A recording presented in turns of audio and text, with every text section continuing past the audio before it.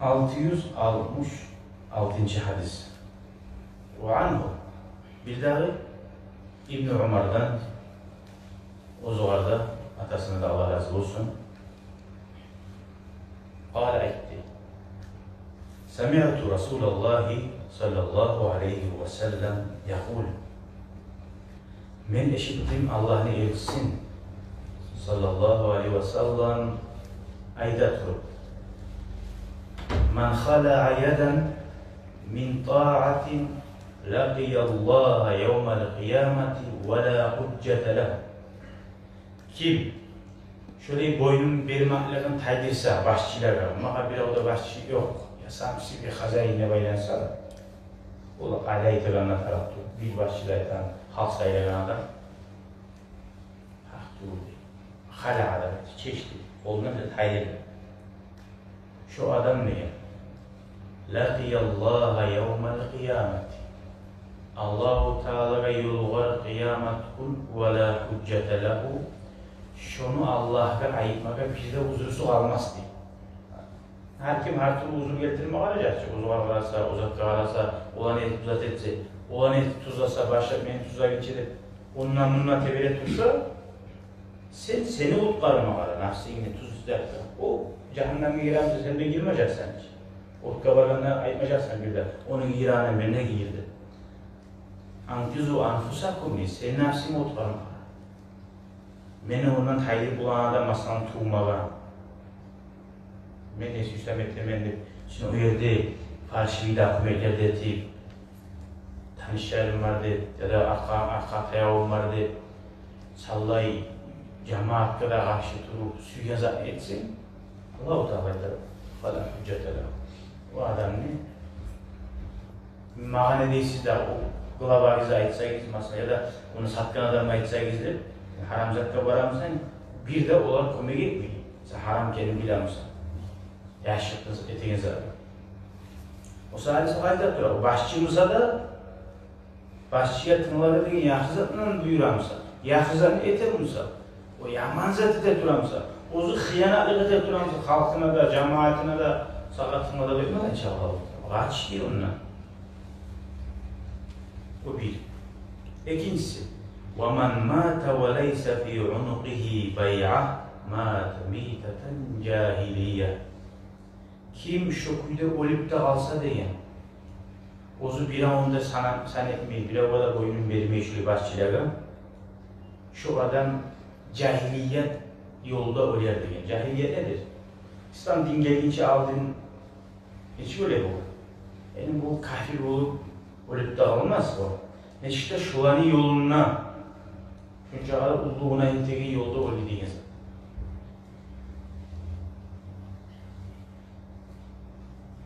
Allah sağ olasın ya Allah.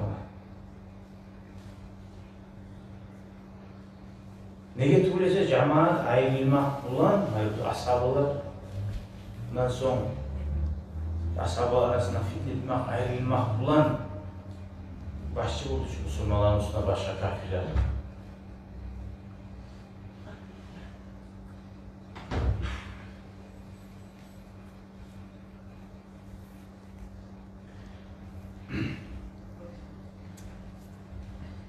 Hatta Peygamber aleyhissalatu vesselam kul hadislerde eşitken sizlerle eşiteceksiniz.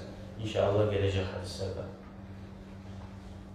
Sizden üç adam olsa seferde deyin, bir şey deyin. Aranızda bir avını bahşettiniz deyin. Var mı?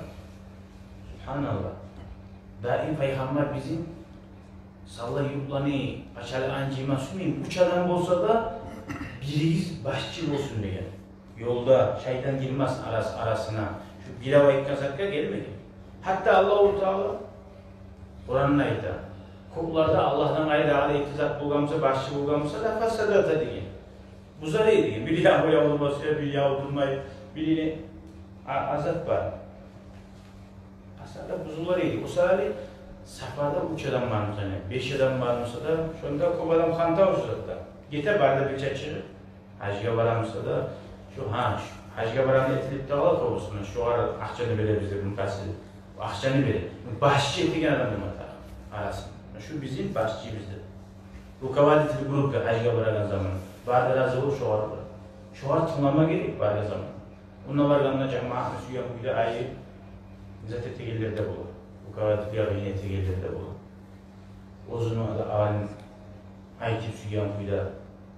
Adamsa başçının razile kalmatarı ozu etegen işe. O vakti o günah yok diye ihtiyar aldı. Başçı olsun diye. Gittim arasına bileği Alip'a getirmeni getirme, Cidda'ya getirmeni getirme. Ula bildir başçın ya. Ya Allah ona ne bulup gelirsin, seninle yetkileri kayda al dedi.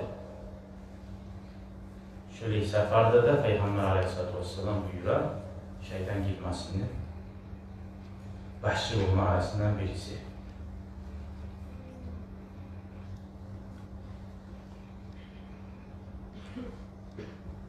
O sırada hani bununla aytilmeyi, hani hemen başçımıza şoğar söyleme yaramayı, şoğar tuzlama yaramaydı, şunun tez anlama yaramayı, şoğar ayıtmada gerek, tuzlama da gerek, ad-dinu an-nasiha lillahi ve li rasuli, Peygamber ayetiptiler.